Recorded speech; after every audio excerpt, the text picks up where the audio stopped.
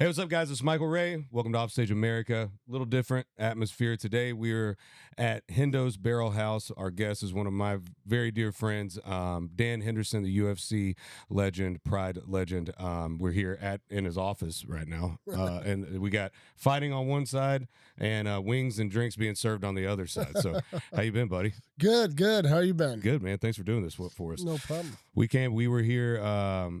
Came here, played a show a couple days ago, and it's my first time having a show here. But things have been popping off, man, with Hendo's Barrel House. It's technically your second time having a show here. Oh, true. Yeah, I guess so. Yeah. The opening. Yeah. Thank you for being the grand opening. Yeah.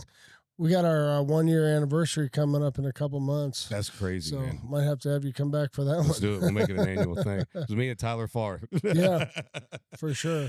Man, dude, I've saw the whole process of this whole place being built. Before we get into like all the fighting stuff, man, I think it's really interesting seeing this place grow from you taking me through here when it was nothing on this Right. side, just hey man, I think we're going to do this restaurant, I think I want to do this, and you and Rachel are always hosting and doing big charity stuff at your house and always having parties and get together, so it all makes sense, but whenever what made you decide like to turn this spot into the Hendo's Barrel House and I don't know. I think living in Temecula with all the wineries, it's inevitable that breweries start popping up. So that was my idea, was just to have a brewery and go from there. Then I felt like a restaurant added onto the brewery would have been a good idea, and then I added on a distillery to it, and the restaurant the whole thing got a lot bigger than I first anticipated, and it turned into this, and I'm pretty proud of what it's turned into. So it's starting to get some traction, and everybody loves coming here. Hey, we got here right before it opened. There's people lined up to get in at 11 Saturday morning. Yeah. It's awesome. Food's great. The wings, dude. If y'all come out here, you got to get the wings. Those wings were incredible, man. Yeah, no, that was one thing I made sure that we did good, was wings. I mean, everywhere I go, I make really good wings on my Traeger at home, and every time I go out, nothing compares. So I just never order wings anywhere anymore. And then they did a great job doing my style of wings here. Yeah, they're some of the best wings I've ever had. It's great.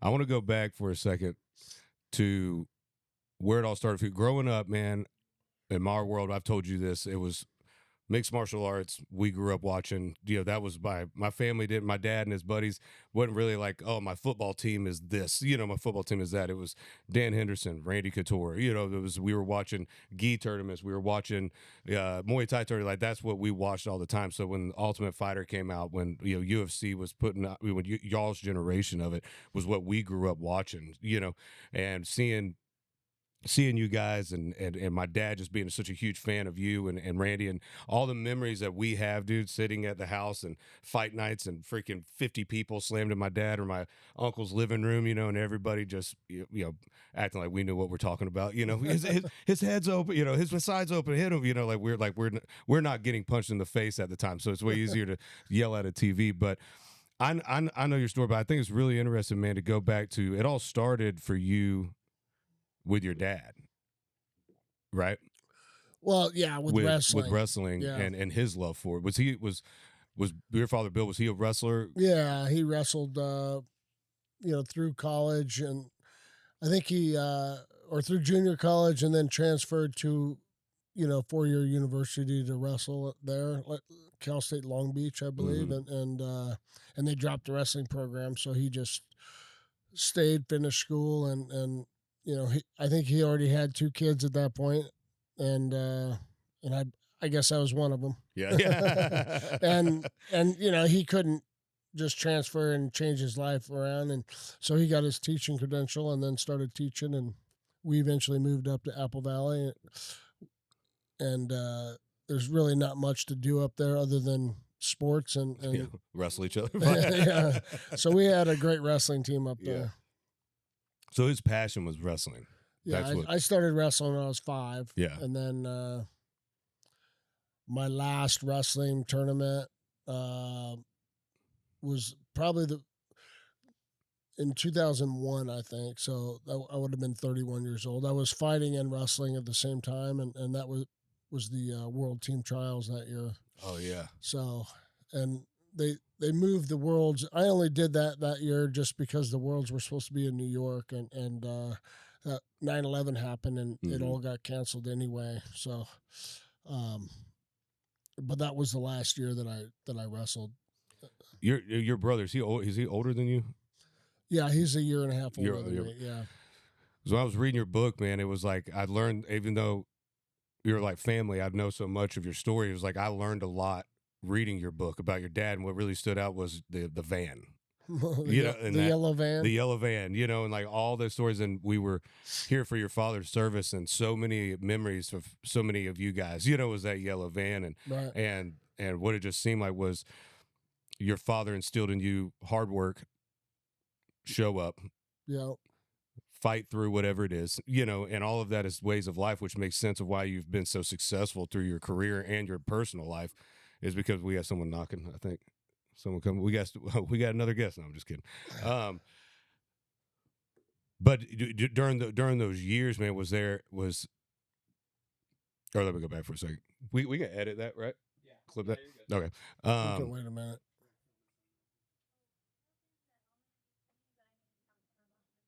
Okay, it'll probably be like an hour or so. Yeah, Zen on you. I do. Only got 6 of them. Okay. Man over here flexing, dude. I'm trying to come off of him. You did 6s. Yeah. People don't understand the hours of the edit. Oh yeah. It's like people that these like track guys that we write songs with and stuff, they're on their asses like, hey man, when you gonna get that track? It's like, dude, they're building a song, track and everything, like damn near every day, because they're writing 5 days a week. Oh yeah. So the people are like, the songwriters like on there, I didn't get that track back. I'm like, bro, that's what I used to do. Easy on the guy, dude. Yeah. To make music. Yeah. Oh, so so they're all on your ass. All right, let me go back to that.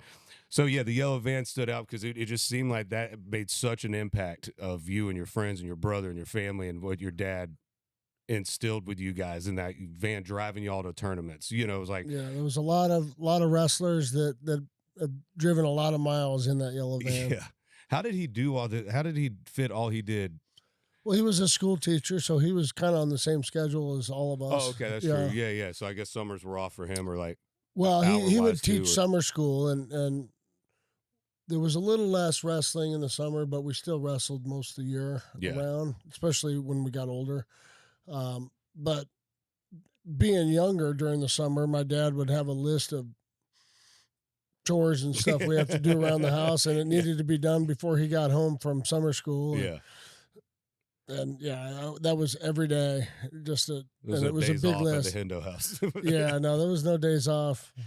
So. When you started wrestling, man, in the book, it says how you had to work hard at it for the first little bit, right? Like really find your way in it, like anything with anybody, I guess. Right? But, yeah, I wasn't like spectacular in any way, and and I started really tweaking moves that you'd learn to kind of fit my style a little better. And I was really good at doing that and thinking outside the box a little bit. And I think that's what kind of started making me start winning more matches, just doing things a little different, but still effective. What do you think of the RAF? Is it RAF, the new wrestling? Well, I think it's great. I think, I think there's a lot of good wrestlers that are out there that they don't get any recognition at all, and that wrestling is one of those sports you don't get paid hardly any to do. That's what was great. You told me that, man. I never really thought about that, and I got to know Nick Hogan through DJ Silver and them, and they live out in Tampa.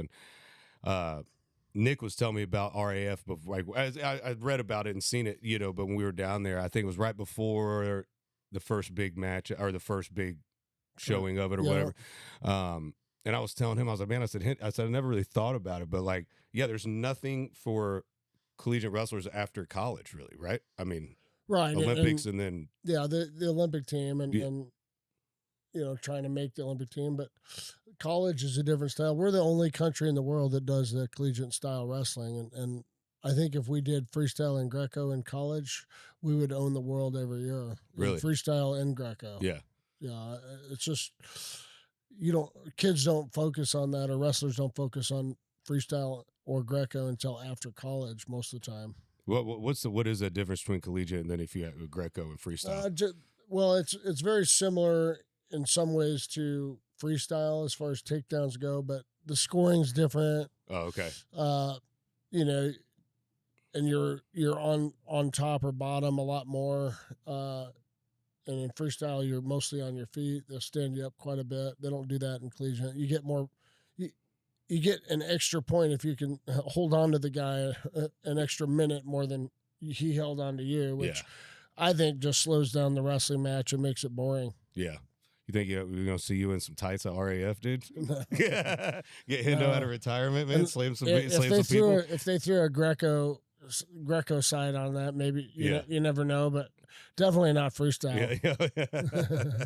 How was with an organization like that? Do you think it's bringing more eyes to wrestling, like bringing more awareness to it? Like you think maybe there's a future? I think so. I think MMA also really helped wrestling out. Yeah. In a lot of ways, and then some ways I think it hurt it. I think some of these really good wrestlers that could get a world medal or Olympic medal, I think stop short in the wrestling world and go to make money in the MMA world. So I think in that way it hurts wrestling a little bit, but for the most part, it really brings a lot of attention to, hey, you should wrestle, because the wrestlers are typically the ones that beat everybody up. Yeah. In MMA. Yeah. They just take them right down to the ground. You can't do it. Shit. Yeah, pretty much. How was it when you were? You got to tell the story, bro. When you all were, was it Russia? When you were. Which story? When you were. It's in the book. Whenever you had the. Oh, when I was stuck there. Yeah. Yeah, there was a trip that we were taking for. It was 4 months long. And was it like a school? It was their national team where they trained. We trained with their national team, and we had some sponsors that were paying for our coaching. There was 5 of us wrestlers that went, and they were supposed to get, the Russians were supposed to get paid monthly for us to be there. How old are you at this time? I turned 21 on that trip, so I was 20 when I got there. You turned 21 in Russia? Yeah. That's awesome. So I think I turned 21 right after I got there on that trip. And we went beginning of August through into December. I think we got home right before Christmas, thankfully. But we got there the day of the Soviet Union breakup.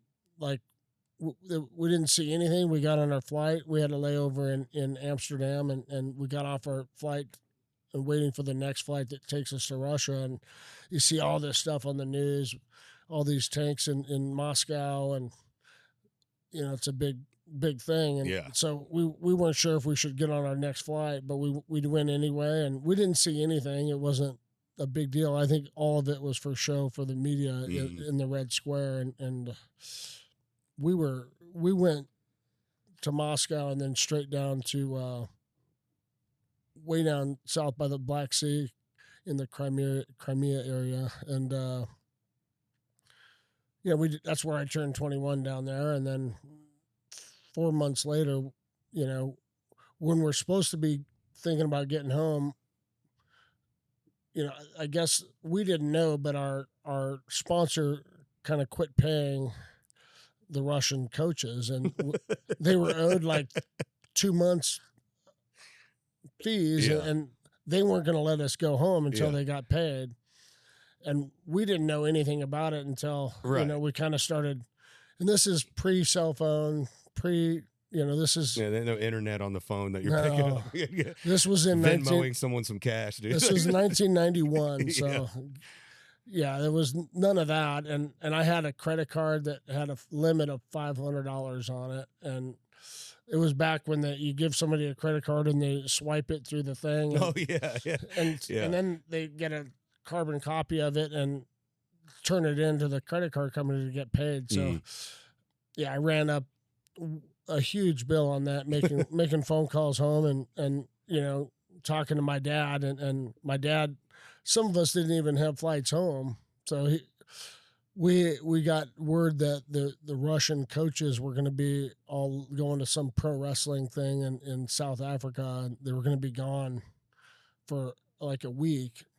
So we arranged to get our visas renewed. Somehow, one of our coaches was a Russian that knew somebody in the immigration to kind of our visas had expired and we can't do anything without getting a new visa. And none of this we knew. Yeah. So my dad bought us flights home. I went to the airport to talk to the immigration guys to get our visas renewed. And that day I used my credit card to pay for them, but that day it doubled in price, to go home. Oh yeah. And I had to buy them a carton of cigarettes and a couple bottles of vodka, and they're doing shots in the back of the airport with me. The Russian people at the airport? Yeah. No way.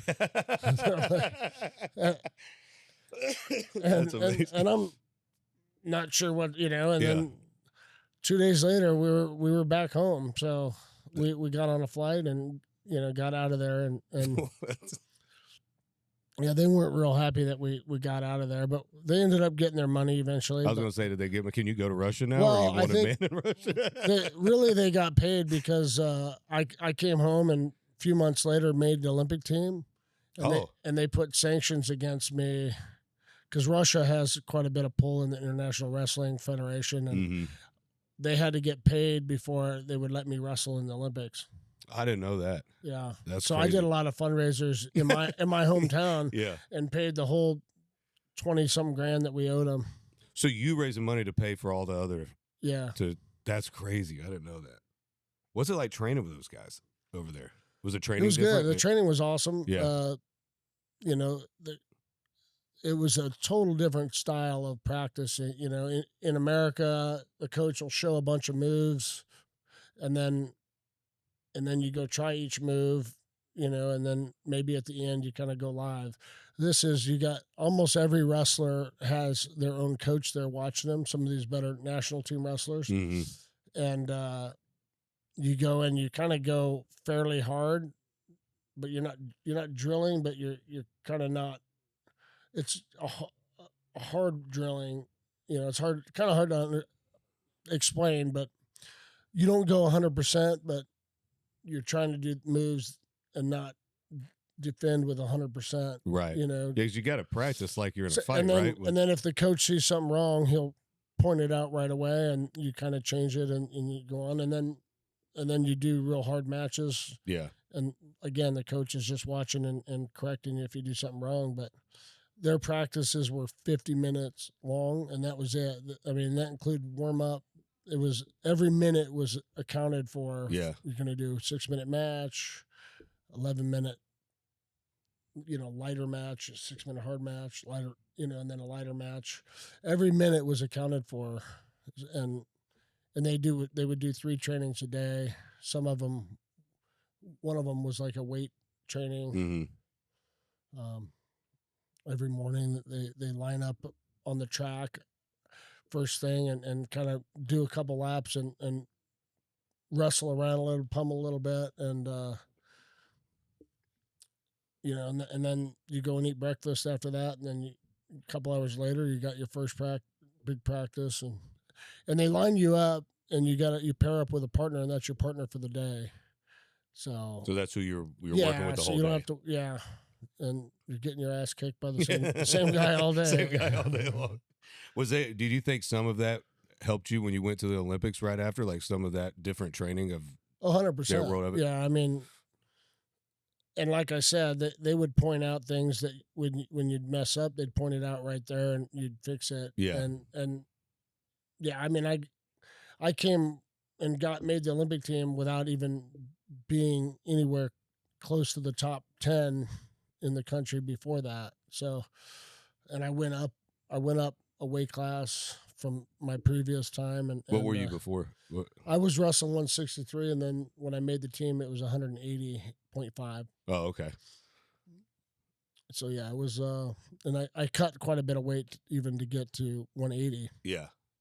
That'd be a cool thing for your dad. You know, when you talk about that, I think about like my dad. My story is like, you know, my family's band, and my dad was a lead singer of our family's band, and you know, he had kids, and you know, small town and all that stuff. So you know, he couldn't just up and root and go to Nashville. You know, so when I started doing it, it's kind of like he got to live vicariously through, you know, his son. You know, and I could just imagine like the pride that your dad had, like your dad being this badass wrestler, and now his son's in the Olympics. You know, like Yeah. wrestling. That's a No, it definitely was a proud moment for him. Yeah. And I, you know, my wrestling coach that I had that coached with my dad most of my life since I was 5th grade. I think I started with his name was Bob Anderson. oh yeah, and, you talk about him in the book. Yeah. Yeah. The two of them kind of shaped me and, you know, made me mentally tough. They kind of had, they were very similar in their attitude, and, you know, they didn't take shit from any wrestlers or any you know, and you're going to work hard. Yeah. And the two of them is what really made me who I am. Mm-hmm. When you were after well, take us to the Olympics, right? So what is that process like to even get, like you were saying, you weren't in the top 10 yet, but is there matches that you're doing to qualify for it? Yeah, I mean, that year when I made the Olympic team was back then. It was a lot harder to do coming from the bottom. So they take you wrestle at nationals, and the top 6 maybe qualified for the Olympic trials, and then they also had regional championships that the top 1 I think would qualify. So there wasn't very many wrestlers that were in the Olympic trials, but this time this year in 1992 to make the team, there was a little mini tournament which maybe 10 guys were in. You had to win that, and then I had to wrestle, which I did. I won that. Then I had to wrestle the number 3 guy from nationals 2 out of 3. So, and I lost my very first match of that, and then I beat him twice in a row. So I won that one. Then I had to wrestle the number 2 guy from nationals 2 out of 3 the next day. The next day? Yeah, these were. Oh my God. The mini tournament was the first day, then the third place guy, second place guy, and then I had to wrestle the first place guy 2 out of 3. I beat all those guys. I had to make weight 4 days in a row, which was tough. And 10 days later, they had it set up to where whoever won the trials had to wrestle the number 1 guy from the year before in another 2 out of 3 match. So I went out and beat that guy. That he was on the previous Olympic team also, and I think he'd placed 5th or 7th in the worlds the year before, or that year. And what year was that in the Olympics? 1992. Where was it? Where were they held at that year? Oh, they was in Barcelona. Oh, okay. So I beat him and made the team, and yeah, and it's rare that somebody goes from the very bottom and goes up the ladder. Yeah. And they don't do that anymore. And there's only one way in now. It's a lot easier. Yeah. I say easier, but it's less difficult, I should say. Yeah. Well, I mean, it all goes back to your dad, you know, that mindset, right? Of what you know, pushing through. And, you know, a lot of people in that time frame will probably look at it and go, well, shit, I've had a good run. I'm not ranked yet. You know, I'm going to have to fight 5 of the best, you know, within a week of each, you know. Yeah. And that's when you're facing those type of odds, it's like a lot of people don't have the balls, or you know, it's scary, dude. You know what I mean? When you're looking at that, you got to climb your way up that ladder, you know, and it all goes back to your dad, a yellow van, and you know, but pushing that mindset to you. Right. After the Olympics, did you think, okay, that I'm done, you know, I'm going to retire? No, I mean, my goal was to be an Olympic champion. Yeah. So, I mean, I took like 10th place in the Olympics. Got my eyes open to a few things that, you know, not everybody's, the Olympics doesn't mean that everybody's a good sportsman, you know. Yeah. The guy that won the politics, and the guy that won the Olympics, when I wrestled him, that that in the Olympics, he was all oiled up and really made it difficult to for me to grip since my hands were all oily, Mm-hmm. and I think that cost me winning that match. Yeah. But you never know. Yeah. And 4 years later, I made the Olympic team again, wrestling the brother of the guy that I beat 4 years before. Really? Yeah. Was that when they were in Georgia? Was it Yeah, in Atlanta? they were in Atlanta. That year? So yeah, I had beat the guy's brother that I beat, 4 years earlier. Dude, what's that like in that moment, the Olympics? I mean, that's the biggest for an athlete, right? I mean, you don't get any bigger. I mean, the opening ceremonies in Barcelona was unbelievable. And that was the first year they had the dream team there. Oh yeah, yeah. And I remember walking out. I was like in the middle of the U.S. team when we were walking in out, for the opening ceremonies, and I'm looking up at everything, and I'm walking so slow that I ended up being in the back of the line of the U.S. team, and they had the dream team kind of fill in right before we walked out, but they were in the back of the U.S. group. And I ended up turning around. Scottie Pippen standing next to me, like way up in the air, and I'm like, "Oh, how's it going?" Yeah. But yeah, it was a cool experience. 4 years later in Atlanta, I didn't go to the opening ceremonies because I weighed in that day and had to wrestle the first day of the Olympics. So, but I went to the closing ceremonies for that one. I didn't go to closing ceremonies in Atlanta or in Barcelona. Being able to be there, represent your country, man. That's and in Atlanta being home country. I was I think the first American wrestler to go out and wrestle. So everyone was waiting for an American to come out, and when I came out, it pumped me up quite a bit. That's awesome, man. That's so sick. I was thinking about those moments, man. Like when you're when you've worked hard your whole life to achieve something, and anytime it's a passion thing, whether it's sports or music or whatever, it's hard, man. It's hard to go. You're up against everybody in the world that's trying to also there's only a handful of those spots in the Olympics or UFC or whatever, and then you get to those moments and you're like, how the hell we did it? Like you're looking around like when I first played the opera, it's like you're looking around, you're like, holy cow, we're doing it. Like those moments are surreal moments in life. During that time, is that when you met Randy? I met Randy in the 90. I think it was 1992. No, it was the 96. No, it was the 92 final trials when I had to wrestle the number one guy from the year before. Oh, okay. He, he was wrestling to make the team also in the finals. And you don't really have a lot of your teammates there, so you didn't have much people to warm up with. And so him and I warmed up together, and that's kind of where we met. Then he came to Barcelona as he lost. So he didn't make the team, but he came to Barcelona as a training partner for the team. So we really started training together after that. And for Greco, we kind of made it. We went back and forth. My coach kind of took him in and was his coach now also. So it was pretty good. I mean, it's hard to find really good training partners in Greco. Mm. So, that's kind of when we met. And then I made the 96 team also, and he missed it barely again. And we're still trying to wrestle. But after that is when we both started fighting in 97.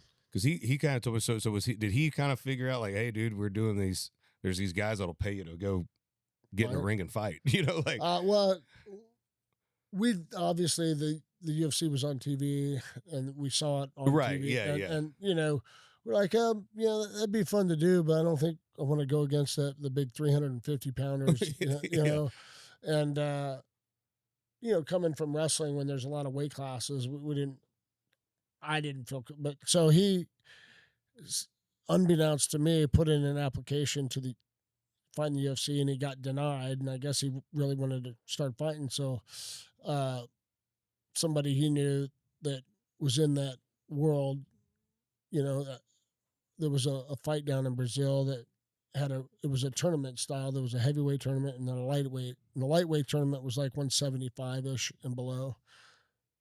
So he signed up to do the heavyweight tournament and called me up and said, "You want to do this lighter weight tournament?" I'm like, "Sure." And this is like in 2 weeks, What does it say? Y'all talk about it, bro. Like, I'll keep over here. Brandon's over here helping us. You talk about like he just did a basketball game. You know what I mean? Like, I just got to go in real quick, pop in a basketball game in 2 weeks. Well, as a wrestler, right. You're already going to have, and a good wrestler, we were already going to be kind of dominant over positioning. Right. But a lot of wrestlers, especially at that time when nobody knew how to defend submissions, a lot of them get triangled and armbarred because they didn't know how, by the ground guys. And yeah, so I went and I said, sure. And, my toughest thing was making the weight class. I made 175 and, and in the meantime, before we even went down to Brazil, Randy got a call from the UFC saying somebody got hurt. Do you want to fill in and fight in this tournament? So he said, yeah. So he didn't go down to Brazil anymore. I did. So you end up going. Yeah. But we fought our first fights within a week of each other. Yeah. I don't know who was first, him or me. I don't remember, but yeah, it was, and he had 2 fights in a night and beat them both. And I had 2 fights in a night and beat both of them too. So yeah, that's what I don't think people realize that. Like, so when you say tournaments, like you're fighting one, it's like, it's a, what do they call it? Like you fight a guy and then whoever wins your fight fights the guy, whoever won the other fight, right? It's like a bracket. Yeah. Bracket. Yeah. And so you're fighting multiple fights in a day. Yeah. Basically a 4-man bracket. There's 4 guys in there. The winners fight in the finals. Yeah. I did that in Brazil, and then I fought in the UFC next and did that in the UFC, 2 fights and won that. And then I went down to Japan and fought in a 32-man tournament. God, unlimited weight class. And so when you say unlimited weight class, like you could be going up with. Yeah. The biggest guy I fought might have been Big Dog or Bobley at the time. Yeah. He was like 250-ish. I might have fought a bigger guy. I don't know, but. When you look back at that era, man, it's like when you were talking about the Dream Team too, and like you guys, like you're talking to me about like, when you met Randy, and it's like now being able to look back on that, it's like you 2 guys are 2 of the guys that put MMA, UFC, and Pride and all that on the map, and then that era of basketball, Jordan, Pippen, Shaq, is like that whole era of the 90s into the early 2000s right. was just different, and it's like you guys are who established the MMA world, like you and Randy, like you 2 just college kids, like, or young 20s, like, hey dude, let's train together, and then right. that leads into decades of friendships, and then right. 2 of the most biggest names in MMA. I mean, like I said, some of my biggest favorite memories of my family is watching you guys fight. Like all of us. I always say, I've told you a million times, I always tell everybody, I'm like, the day you knocked out Bisbing, and we'll get to that, but that was what I've never seen I can literally see my dad still sitting in the recliner when that happened. I think it was like one of his proudest moments. It's like you grew up with him, you know what I mean? Like, but those, that time frame of fighting in those tournaments, was there, so you went to UFC before Pride? Yeah, I fought in the UFC. What card would have that event. been, or what? It was UFC 17, I think. Wow. I think Randy fought. His first UFC was the 13, and then I think he fought on the UFC 15 card. Is it crazy for you guys to see kind of where it's gone now? I mean, well, yeah, I don't know. I guess a little bit, but we were fighting and a part of the ride, and seeing it change and adapt, and we had to adapt as wrestlers to kind of learn how to do everything that you need to be a good MMA guy. We had to learn how to strike, learn how. I was going to ask you that. Like, you being a wrestler, how was the striking part of that for you? Like, I mean, it was pretty good. I mean, I hit hard, I guess. Yeah, you do. Back then, I didn't know that. But everyone would say, "Oh, you hit hard," but putting it in the right place was a little bit more difficult. Yeah. You know, and setting up your punches and kind of making it to where you could land them quite a bit more and get those knockouts or knock somebody down or knock them silly, whatever it is. Yeah. And it wasn't until I really got better technically with striking and kind of integrated it in with my wrestling and kind of set up striking using my wrestling. That's when I started really knocking people around Yeah. a little more. And that's why most of my fights towards the end, I wasn't taking people down very often. I was trying to knock them out. Yeah, it was like anytime you saw Dan Henderson's name on a card, you're like, someone's going to sleep. It's gonna be a brutal day for the other guys. It's not good. Yeah, I mean, regardless of whether I knocked somebody out or or it was just a fight back and forth, it was going to be a tough fight with me no matter what. So, when you went to Japan, how was that the first time, like going over there? It was a little different. I mean, the crowd is a lot more subdued and they don't really scream and yell. That's what you were saying, until something happens and everybody at the same time go, ooh, or ah. That's how it is when you play shows over there. Yeah. Like when you play shows over in these other countries, dude, it's like quiet while you're singing. They're waiting for you to hit a good note. Yeah. Ooh, yeah. Very good, Mike. Very good. Yeah. But it is a weird thing. You're used to the festivals down here, or in America where everybody's hammered drunk and girls are on dude's shoulders, and everybody's chugging beers, and over there they're paying attention to everything. I remember you telling me that. They're a lot more respectful to what they're the watching. art of it. Yeah. Did you lean more on the wrestling side when you first started? Well, I had to. Early matches of it? Yeah, I mean, I had to. I didn't know, how to punch very well. But taking guys down, and I really focused a lot on learning how to not get submitted. Yeah. Is the biggest thing, and there was a lot of, I think when I fought Big Nog in Pride one time, and which was the second time I fought him. I beat him the first time, but it was pretty. I got out of a lot of submissions. He ended up submitting me though, but at the end of the fight. But I took that fight on like 10 days notice, and he was a heavyweight champ at the time, and. When someone's about to, like, when do you know, like, right when you're like, shit, he got me on this one, like right before, like, I just kind of ran out of gas and kind of relaxed, and then he ended up taking me down, and I made a mistake, and he got an armbar on me. Yeah, because I mean, at that level, I mean, all of y'all are the best of the best, right? So you're just trying to catch somebody in a loose spot, right? Like, How so? Take back to, you go Japan. Was that where Pride was? Yeah. Japan? Yep. And then when that, were you part of with the exception of 2 times they came to Vegas. Oh, okay. So it was a Japanese-based organization? Yeah. And then how long were you there for? How long? I would go there just about a week at a time. I'd get there about 6 days early, acclimate to the time zone, and then come home. So I wasn't living there, but I fought 6 or 7 years over there. I'd go over there about 3 times a year probably. What were you when you talk about having to cut weight? I don't think, a lot of people don't know what goes into that, right? Like well, I didn't have to cut weight in Pride, but there you said you were saying, like, what were you finding at 205 or they didn't have weight classes at first, and then when they did start their belts, it was 205. Yeah, but I weighed about 200, 202. Naturally, so you didn't have to deal with that. I didn't cut any weight because it could be dangerous, right? I mean, some of those dudes that are dropping, like they say, like Patty Pimlet drops, like, I mean, he gets like gains a bunch of weight and then he'll drop like he's 40 pounds. He's a big dude and wrestles fights at 155. Yeah. So, and he's over 200 for sure. Do you think that gives like guys like him an advantage on a weight class if they have to? I don't think it's an advantage at all.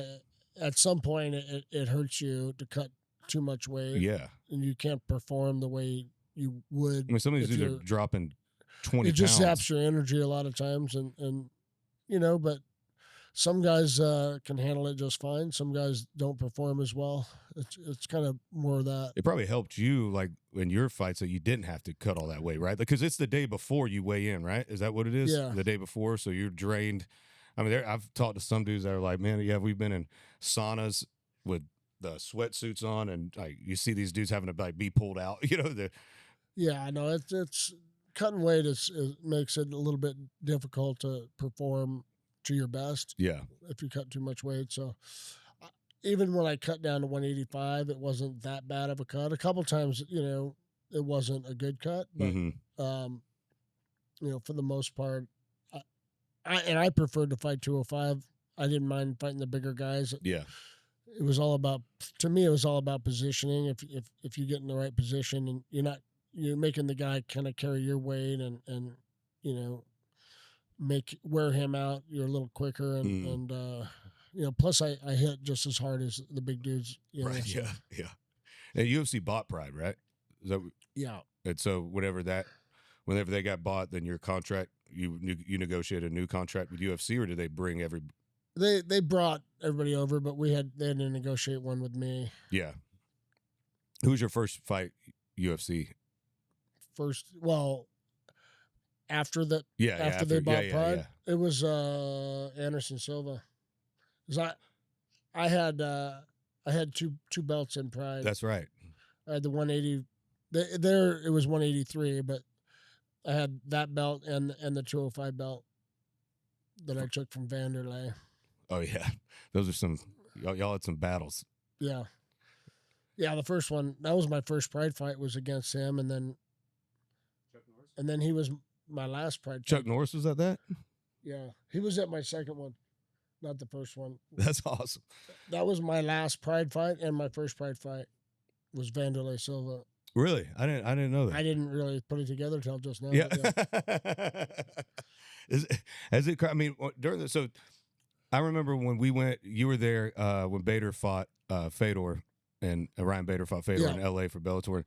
During the day, I'm like, that was my first time, like, because when we became friends, you had already retired, so I hadn't like been to one of your fights. So it was the first time like going to a friend of mine's fight. During the day, it's like I know in the music world, you got your shit that you got to do, and I'm like, oh, he's got to be, I'm just going on stage. No one's trying to knock me out or submit me. You know what I mean? So, but you still have your stuff to do. And I remember, like, I texted Bader. I was like, hey man, we're here. I'll get hit up Daisy, his wife, get to go, assuming he's busy. And he's like, oh, dude, we're hanging out in the lobby of the hotel, dude. Just come on down. And I'm like, you're just chilling in the lobby? Like, the day you fight in, like, 8 hours, But to you guys, it's what you do. You know what I mean? It's like, it's no different than going on stage for us or whatever. But what was that day like for you, like, the fight day? Well, the worst thing that someone could do is just spend a lot of nervous energy kind of worried about what's going to happen. Thinking about what's going to happen, yeah. One, you don't want to have any negative thoughts, and two, it uses a lot of energy that you would need for your fight. So that's true. For me, I always just relaxed, and in Pride, they would always have us go over way early. So I would always just bring a pillow from my hotel room, and when I'd get there, I'd just take a nap and chill and just relax, and I'd wake up from my nap, and and then it was time to get ready to go, get my hands wrapped, and then warm up. Once when I was warming up, I warm up hard, and so when my training partners didn't really like warming up with me, but the one guy that usually I'd take over and that would warm up with me would bring a headgear, because no, he wouldn't bring a headgear, and then he started bringing one. And I was like, okay, because I ended up hitting him a little bit harder than, normal. Yeah. And they wouldn't be going as hard against me, obviously, because I'm about to fight. But I remember he brought this headgear for a while, and then all of a sudden he didn't have the headgear on after that. I'm like, where's the headgear? He's like, yeah, no, I don't think that was a good idea, because all it did was make you hit me harder. He's protected. He's like, okay. Yeah. He's out there buzzed. He's rocked before you go out to fight. Your training partner see a bird. One of my corner guys, one fight that I was warming up for, I hit him with a liver shot, and dropped him, and he was a kind of a jiu-jitsu guy that I was warming up with, and I'm like, he was sitting there, and we filmed it too. We got it on film, but when I hit him, he was like, ooh, and he just kept moaning on the ground. And I'm like, can you drag him out of the way and somebody else get in here? Yeah. Dan's just got his training partners just laid out in the corner over there. Just his liver hits, they just drop. You drop right there. No, it ceases you up, you know, for a little bit. I remember watching. It's like getting the wind knocked out of you, but with a lot of pain. Yeah. Instead of not just being able to breathe, and that's not a good feeling. Yeah. Add excruciating pain to that too. And Dan liked that guy. That was the guy that he liked. Yeah. How was what do you think? Like when you're, I guess Vanderlei, who was like any other like people that you look back on your career and go, that was because what do you call them when they're like trilogies or whatever, right? Like when I like was there anybody that when you were finding you look back on and it was like that you go, what am I trying to ask? Like one of your favorite trilogies of you and somebody else fight, like you like with Vanderlei or you know. I mean Vanderlei, we didn't have a third match, but we were 1-1. We could have done that. Big Nog, you know, same thing. I beat him the first time and lost to him the second time. Yeah. You know, but and Shogun, I beat him twice, but I don't know. I think all of those guys are you know, I think they were great ambassadors of the sport and really helped build the sport, you know, same as me. So, you know, I respect all of them. Yeah. That first time you did that cage locks, what's that feeling like? Because Pride was a ring, right? Pride was ropes, yeah. I mean, my very, very first fight down in Brazil that I went to, and they were telling me stories about other fights down in Brazil that had happened, and you know, against two different gangs kind of thing, you know, the wrestlers against the strikers type of thing, and or the jiu-jitsu guys versus the strikers. And somebody, you know, was they were in a clinch against the cage, and somebody on the outside stabs them, you know, and I'm hearing these stories, and then I go down, then, you know, it's my fight time. They go in and they shut the cage, and I'm like, oh fuck, what did I get myself into? And I was like, oh, and my very first fight was against a guy that was a black belt in jiu-jitsu, Carlson Gracie black belt. Okay.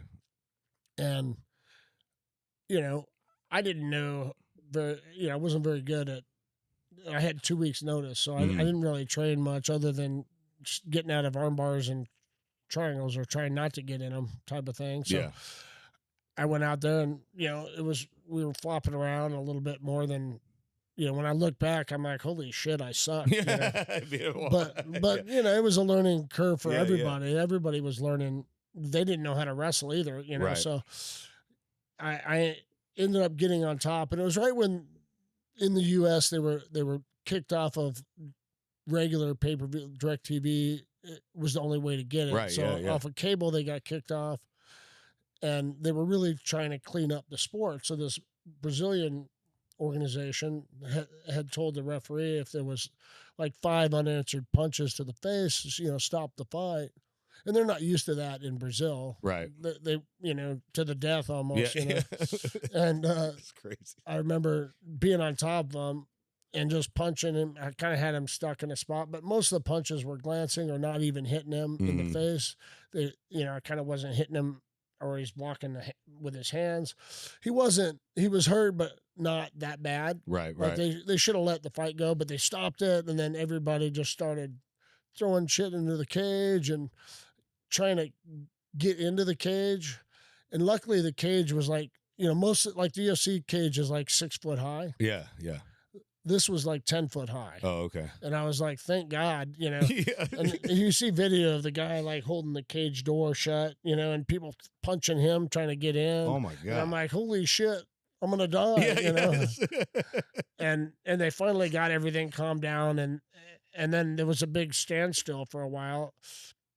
And then they offered to restart the fight to the guy because I don't know. And the guy was, you know, pretty respectful and said, no, we need to respect the referee. He stopped the fight. Right, right. And, you know, we need to respect that. And, you know, so he opted not to restart it. Mm-hmm. And I'm sitting there because I cut a lot of weight for that one, 175. It's the lightest I've been in years. Yeah.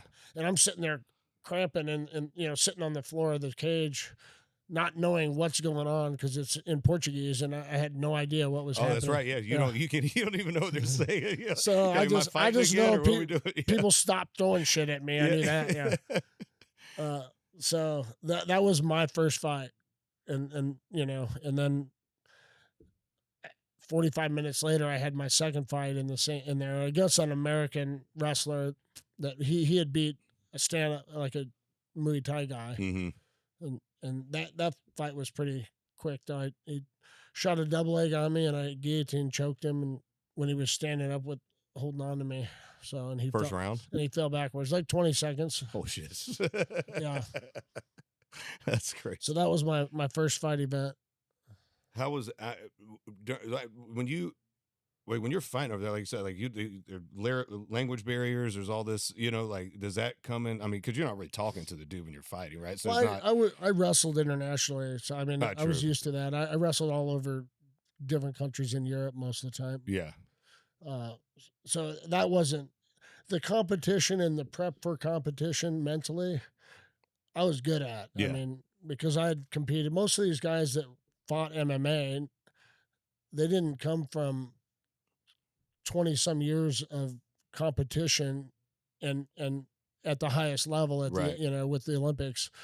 I already knew how to compete and get prepped for that. So I definitely had a big mental head start from anybody. It takes a lot of experience or a lot of fights to kind of maybe start doing that or having that for these guys. But I kind of had a head start with that before you got to that level, right? Yeah.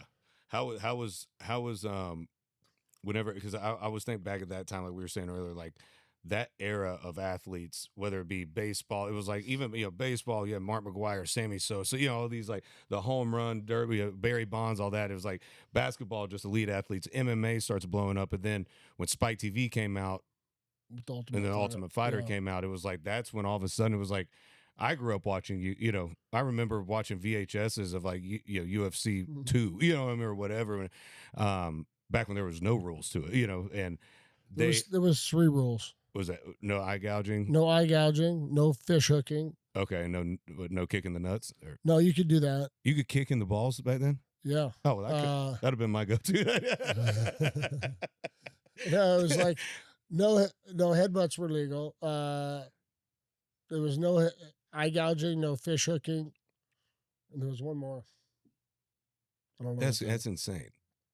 When I started, there was more rules. Yeah. They got rid of the first fight I did, you could headbutt.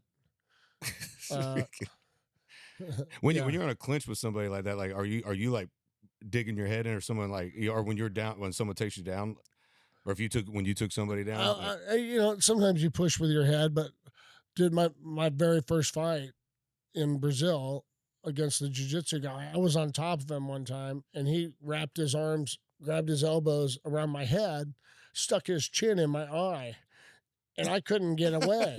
And I'm like, holy shit, that hurts. Yeah. Fucking pushing in my eyeball. That sucks. Yeah. No, so yeah, it does suck, but I didn't do that, but wrestling, you kind of grow up. If you grew up wrestling, you always use your head for offense and defense, of blocking things and putting the other guy in a kind of a bad, uncomfortable position. Did y'all see when it really started popping off? 'Cause it was like right when Spike TV and then Ultimate Fighter popped off. That's when like it went everywhere, dude. It was like you couldn't go into a sports bar and not see half the dudes in tap out gear. You know what I mean? Or like it just exploded. What was that like for you guys? I mean, seeing that. It was pretty cool. I mean, watching the explosion of it. Yeah. And I kind of had a little bit of fame, I guess you would call it, from just being on the Olympic team, but that was only in the wrestling world and maybe my hometown. Mm-hmm. People knew who I was. But after I started fighting in Pride, especially, then that really upped. There was a lot of people that watched MMA, and it just, as soon as Ultimate Fighter started, that really catapulted a lot more eyes on the sport, Yeah. not just UFC, but on the sport. Yeah, So, in general. When was Pride when Ultimate Fighter started, was Pride still an organization or had UFC? Yeah, no, the UFC didn't buy Pride until uh, I don't I don't know. It might have been 2008, maybe. I don't know. Oh, okay. So it was a little later on. I don't know exactly when it was, but What's that? Oh, yeah. yeah, but it was so yeah, it was still going on for a long time with the Ultimate Fighter, and every time I'd go to the UFC, or sometimes Dana and them would get me rooms and fly me out even to watch some of the fights, or if I'm cornering Randy or something like that in the UFC, they would always want to have a sit down talk with me and see Try to get you over. where I'm at with my contract, and Yeah. they'd always say, let us know when your contract ends, and but Pride was always paying a lot more. So I was getting paid better in Japan than I would have in the UFC. And then that kind of started to shift when there was some political issues with Pride losing a bunch of sponsors and stuff. So that's ultimately what led to the UFC purchasing Pride. And then led you to do your deal and then with I UFC. was back in the UFC, yeah. When was your first fight back to the UFC? That's what I'm trying to remember. Maybe it was 2007. Yeah. Brandon's looking it up. I feel like what's Joe Rogan's dude's name? The guy that Jamie. Yeah, I feel like we got Jamie over here. Jamie, pull it up. Jamie, see what we got. Pull it up, Brandon. Pull it up, Brandon. Rampage was my first one. Yeah, Oh, Anderson Silva was my second one. Yeah.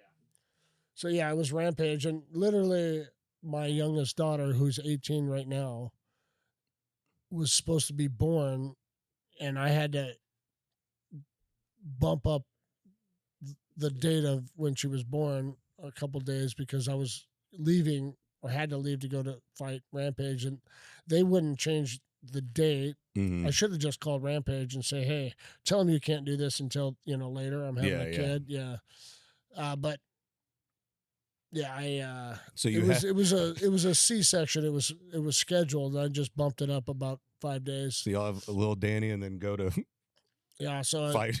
Later. I had my youngest daughter, and then 2 days later I left to go fight and that one was in England.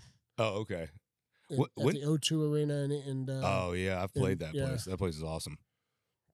What did you train with Rampage? Did you know Rampage before y'all fought or cross paths? I trained with him a number of times. Yeah, because I lived in Huntington, like when I wrestled. And then when I first started fighting, I lived in Huntington, so I would go and train with those guys a little bit. It was before he was in anything. I think he was just fighting in King of the Cage. Because he was in Pride too, right? He was in Pride before I was. Yeah. Okay. Yeah. I think, but yeah, he was fighting in like King of the Cage. I trained with Tito occasionally and some of the other guys in there in Huntington. So that's kind of where I started training a little bit, other than up in Oregon with Randy. Because now that we were doing wrestling and MMA at the same time, both of us were trying to make that 2000 Olympic team still. Oh, okay. And so we were doing both together. We'd do a wrestling practice here and there, and and make sure that we're kind of keeping up with that, and then just MMA practices. Did he corner for you? Yeah, Randy? He cornered for me quite a bit. Yeah. When y'all are cornering for somebody, what is kind of your position there for them when you're cornering somebody? Mostly just say, hey, you need to be doing more of this, less of this, or kind of just a little bit more strategy. Put them out. The same thing in a wrespling match. Mm-hmm. Hey, you need to do this more, do that more. Yeah, we were used to kind of coaching guys and cornering from between rounds. Yeah, depends. Or during the in wrestling, sometimes it was only one 5 minute round instead of 2 3 minute rounds or something like that. Is it weird when you fight, like fighting somebody that you trained with? Do you have like a little bit of an advantage there? Because you kind of is it like It depends. I mean, it could be a disadvantage. It depends on your style true, and yeah, how they yeah. match up, you know. But it didn't matter. I didn't train with Rampage that much to where he knew, and everybody knew at that point that, you know, I hit hard and it was my right hand you got to watch out for, but I would still hit people with it. Mm-hmm. You know, it's one of those things. Hey, watch out for that, and you're focused on watching out for it, and it hits you in the face. Yeah. And if thinking too much about it, ends up connecting. Yeah, I remember one fight. Another American fighter in Pride had fought this Japanese guy that I was supposed to be fighting, and he's like, "Hey, watch out! He throws an overhand right, and you know, and that's about the only thing he's got." And we go out there, and I'm fighting, and all of a sudden, you know, I'm on my back, and he's punching down at me. I got hit with an overhand right and got knocked silly. and then I got up and then beat his ass the rest of the time. But yeah, he knocked me silly. I was in survival mode. And, you know, I'm waking up because he's over top of me trying to finish me. And you got to pull your wits together in that moment. You know, kicking up at him and using my feet well, but I had no idea what was happening until a couple seconds later. What was the fight? Was it Vanderlei you were telling me about? That like there was like parts of that you won the fight. I think it's y'all's Hall of Fame fight, right? That was Shogun. Shogun. That's right, not Vanderlei. Was that the one you were telling me where it was like you don't really even remember some of that round? Yeah, the first round. Yeah, that was the second fight with him, and that was down in Brazil. And I remember after the fight in the hotel lobby bar or whatever, you know, the referee was in there and you know, he's talking to me about my fight and he's like, "Man, yeah, I almost stopped the fight." You know, right at the end of, you know, I was like, I guess I got to go home and watch that again because I don't remember that happening. Yeah. I don't remember being hurt that bad, but yeah, no, I was in autopilot. That's crazy, man. And not knowing what was going on for, you know, a good 10 seconds probably. He dropped me and, you know, I got back up, but, you know, I had no clue that it was that bad. That's crazy. Yeah. What is that moment? I mean, and then he didn't stop the fight. And then second round, I got dropped again. And, you know, because I really didn't recover. But I knew what everything was going on in the second round and had just held on to him. And I was thinking to myself, it was a 5-round fight. So, I told myself, I got to win the next 3 rounds. Yeah. So I got up and finished him in the third. I remember watching that fight. That's crazy. That one was a lot tougher for me than the first one. The first one was a 5-round war, but I beat him up for 3 rounds and then ran out of gas a little bit. Yeah. That was the first time they were doing the 5 rounds for a main event. Was that title? Was it a No, it wasn't a title fight. It was just a main event fight. But that was the fight before I was supposed to fight John Jones, and that one got canceled because my knee. Yeah. Is that a fight you like? If you look back on like people you wish you could have like? Oh yeah, for sure. Yeah. Yeah, I was so ready for that fight and ready for a real long. As a fan, dude, that would have been such a crazy fight, man. That would have been awesome. Yeah. How with you were talking about the fighter pay stuff. That's such a big topic now with UFC, and all that stuff. And you were saying earlier how Pride was paying more, but back then, like, I mean, I remember you telling me like your first fight, you made. My first fight down in Brazil, I think I made like $2,000 or $3,000 just to show up. Another $5,000 if I won my first fight. Right. I think I made $12,000 winning 2 fights.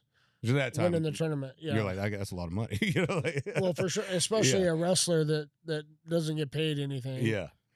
You know, my dad was kind of supporting me a little bit, and you know, so yeah, I made I think I made $12,000 for 2 fights, and then when I fought in the UFC a tournament, I think I made $20,000 for 2 fights.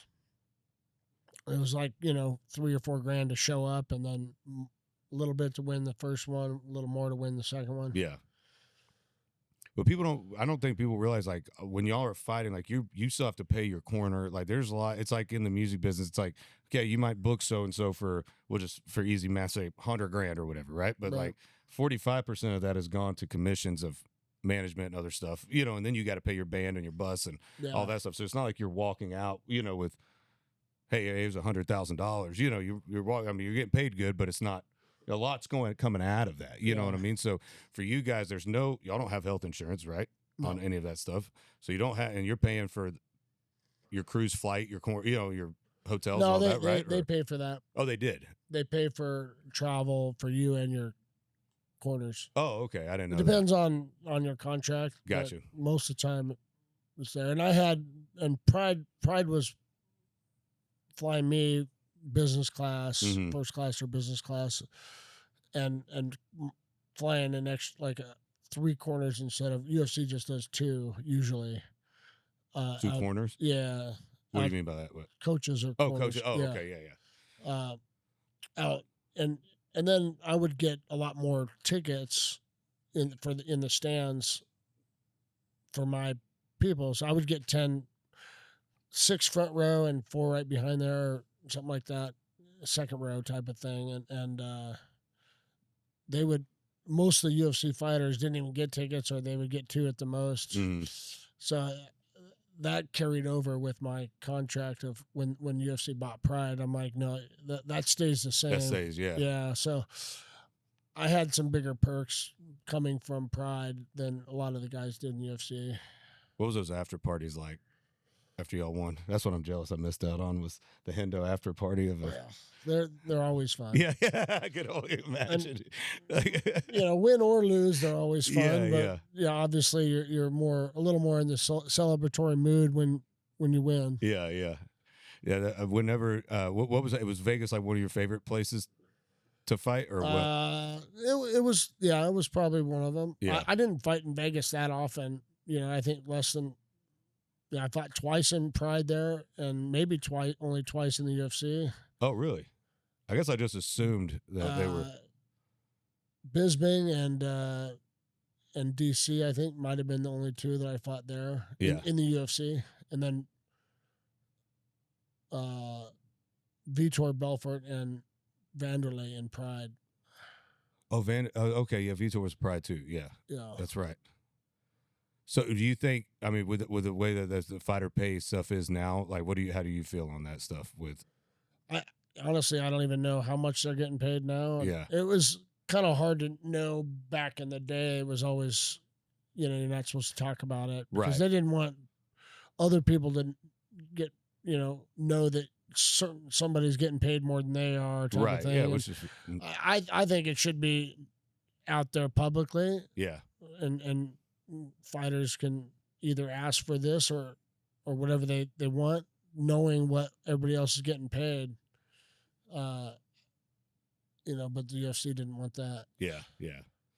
It's the MVP, the new, like, Jake Paul and them just started that new organization, and Francis Ngannou's fighting and Ronda Rousey fighting. They just announced Nate Diaz and Mike Perry on it. You think that has and that's an MMA, right? Yeah.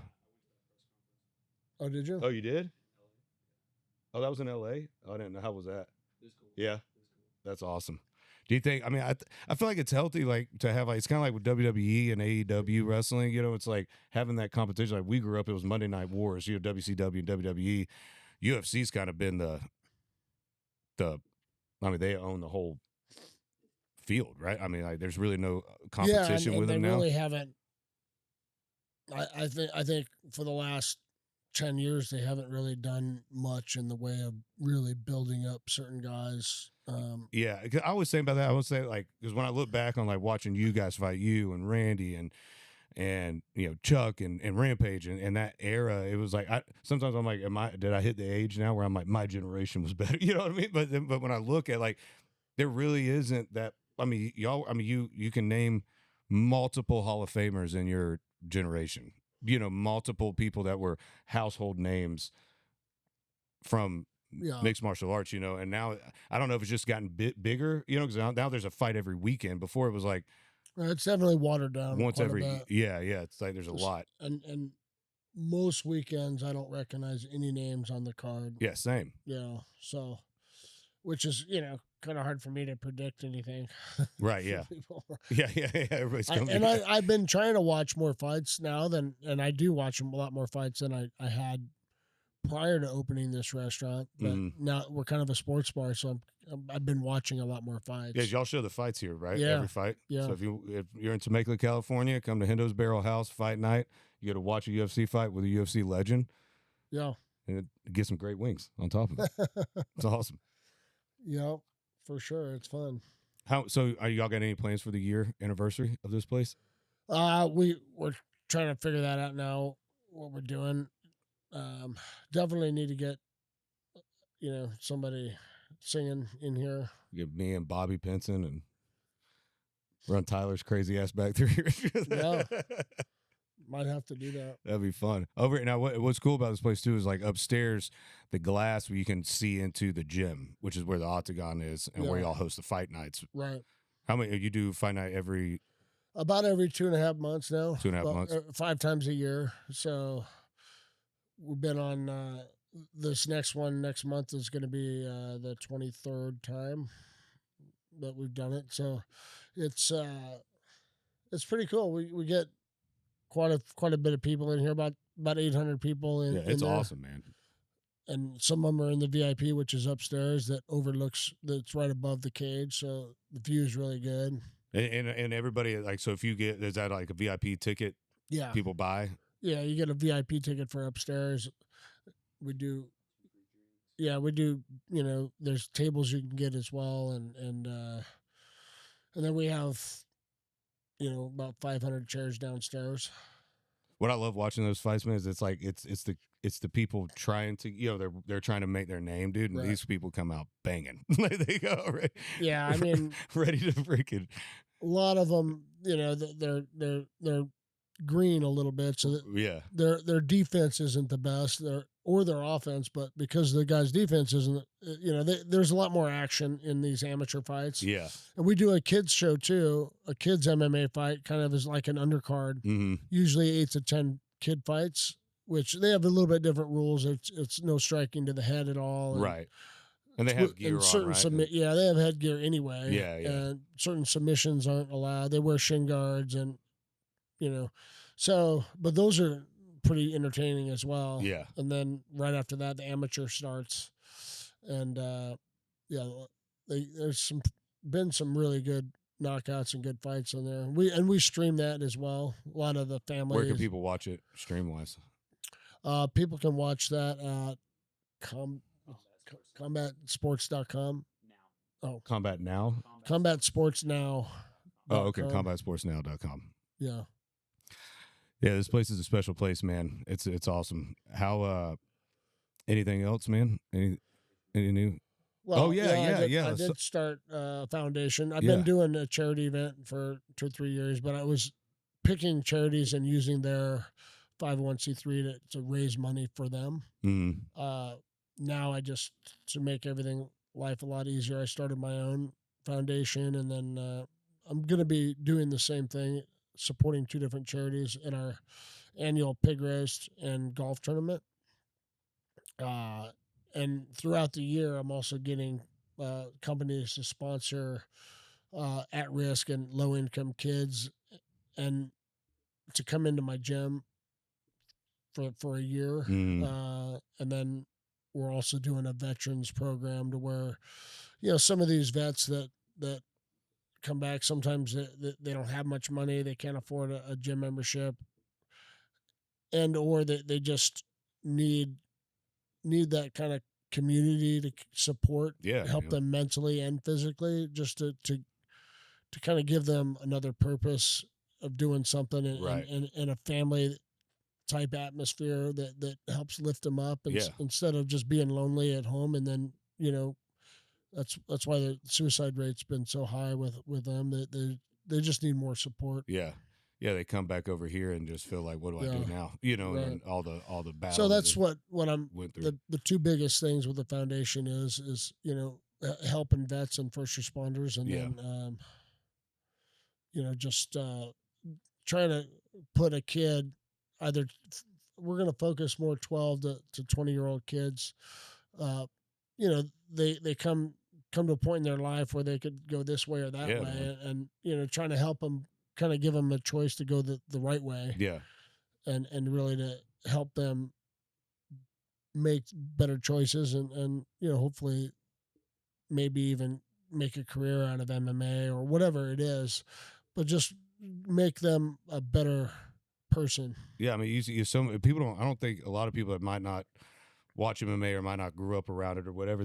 People don't realize like what it does for somebody training, and like you said, bringing a community of people together. You know, and you're facing a fear. You know what I mean? Like fighting is no matter how good you are at it or whatever, you're still in a fight. You know, it's still there's still something there, and you're testing yourself, and you've pushed yourself past your limit, you know, past what your brain tells you, I got to stop. And it teaches kids, it gives them a purpose. Like you were saying, it teaches them perseverance. It teaches them to work through hard things in life. You know, they're going to be thrown at you, and gives them that purpose to keep fighting, even if it's not in a cage, you know, keep fighting in life. If something something happens, you know, family member, a disease happens or something, it's like the mental, the mental that it builds for these kids, I'm sure is huge. And you probably see a big difference in those kids that for sure stick to it, you know. Yeah, absolutely. And I've had kids like that come into my gym throughout the years, and really made a difference in their life. And I'd hear from them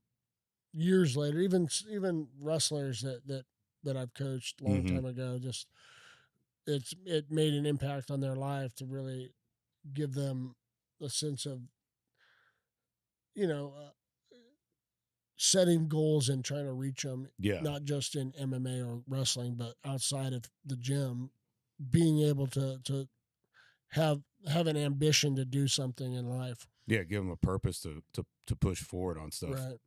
Where did you, because you and I do a lot of work with veterans, and you were saying with your foundation, where did that pride and that patriotic pride that you have for veterans in our country, where did that come from? Your father, Bill? And I think the fact that I traveled around the world to a lot of places that weren't so great to be at.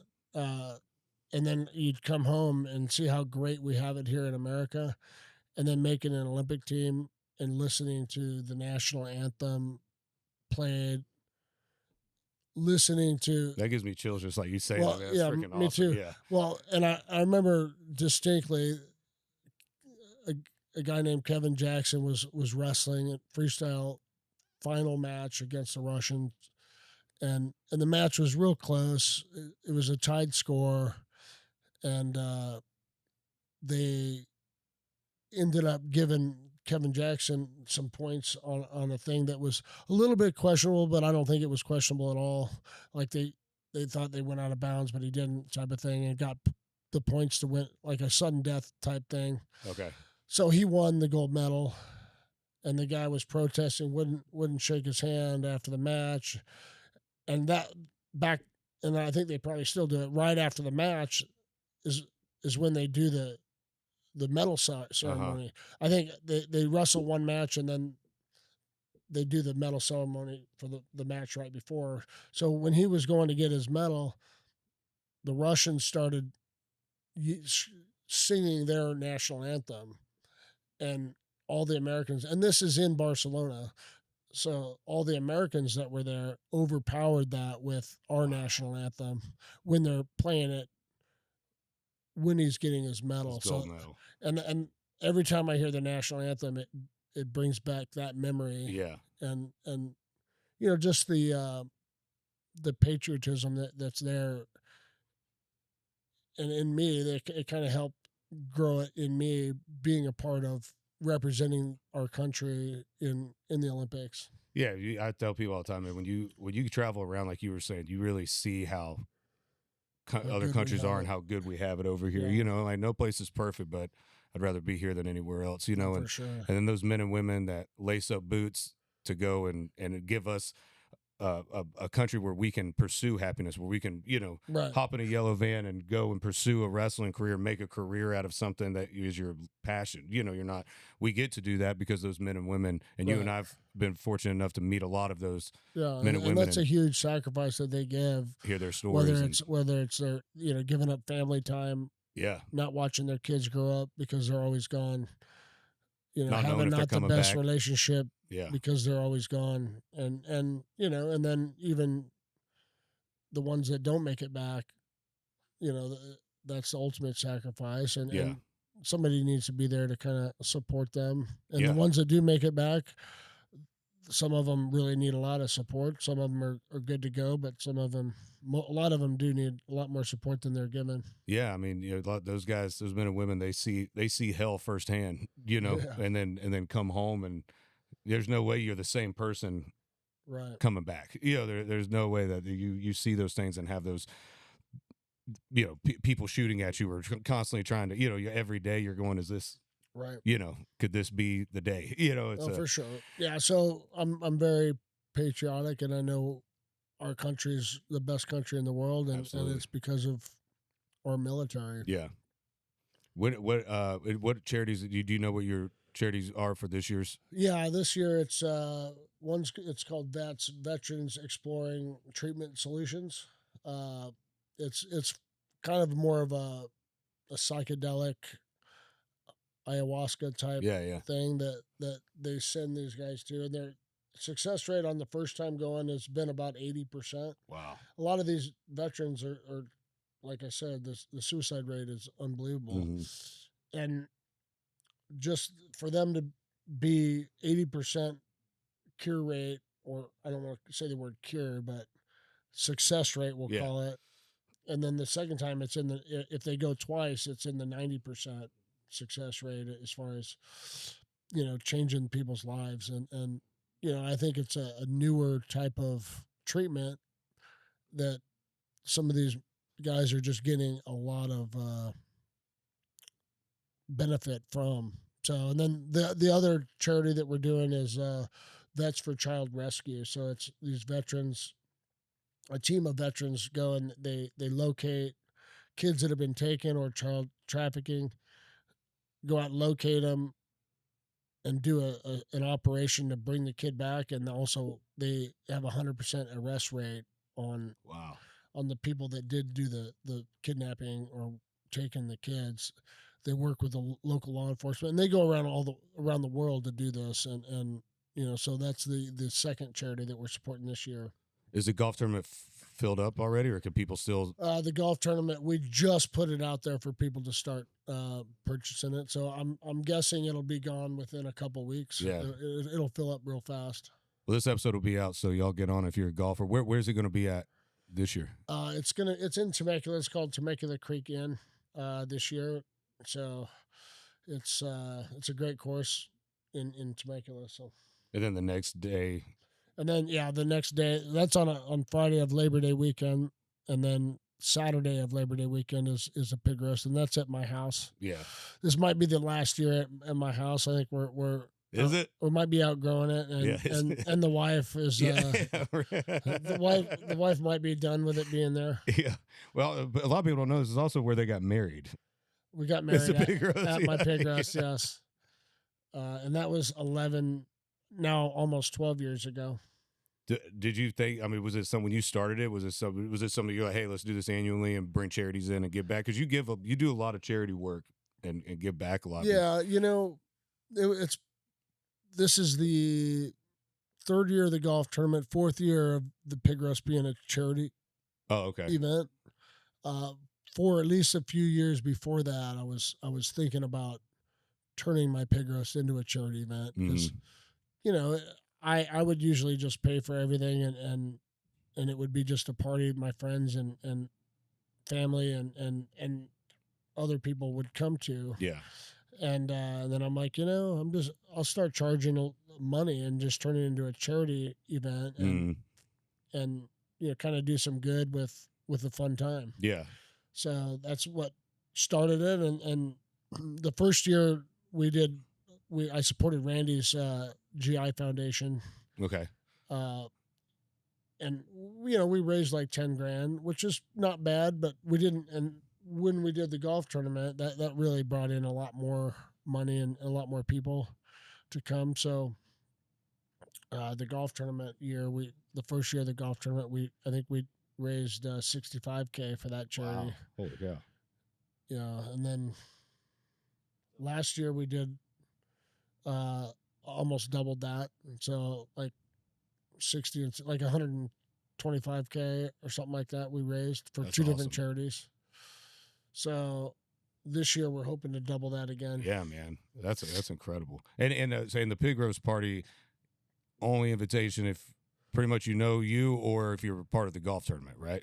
Yeah, I mean it's you've had to basically been to the pig roast before, Yeah, and you get another invite, or be on the golf tournament.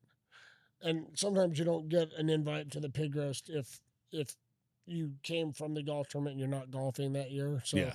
you kind of have to be on my list, yeah. or on the golfing Yeah. tournament. So And it's Labor Day weekend. Labor Day weekend. Yeah, it's Friday, Saturday of Labor Day weekend. And Sunday is my favorite day of the weekend. That's the hydration day. That's the hydration Rachel day. brings IVs and everybody. Yeah. It's been 2 days of just debauchery and hanging out and golfing, and then Sunday everybody's just lined up on Hendo's couch. For sure. Yeah, it's a fun time. All right, before we wrap this up, just because I know people always talk about it, man. Whenever you got over here, I don't know if people can see it, but is that from your season of Ultimate Fighter? Yeah. When you were coaching? Yeah, that's when I was coaching against Bisbing. So with you and Bisbing and that feud, was some of that put on for ticket sales, or was there a? No, you mean during the Ultimate Fighter? Yeah. I think he was that kind of guy that might say more shit but he was just an asshole in general, kind of more of a douchebag, and I do respect that about him. Like, he doesn't put on a show for the cameras. Right. Yeah. He's just that guy all the time.